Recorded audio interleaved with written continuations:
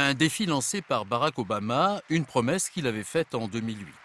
Le président américain annonce le plan pour une énergie propre en imposant une réduction du dioxyde de carbone des centrales électriques au charbon.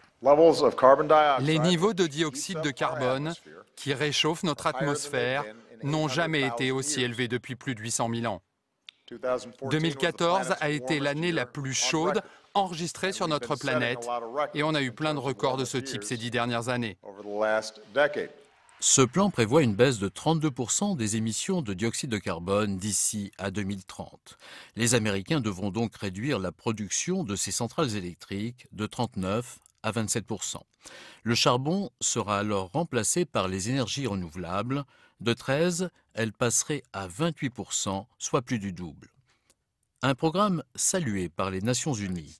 Le président François Hollande s'est également réjoui de l'annonce dans la perspective de la conférence de Paris en fin d'année. Ce plan est une contribution majeure au succès de la conférence de Paris sur le changement climatique. C'est pour le président français un soutien important pour convaincre 195 pays à limiter le réchauffement global à 2 degrés pour la planète. Une avancée qu'il faut amplifier selon les climatologues.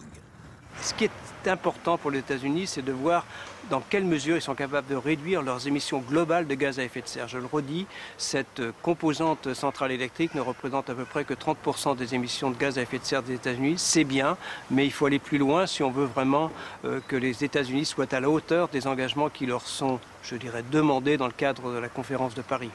Le président Obama devra maintenant gérer les oppositions dans son pays, où les lobbies économiques sont très influents.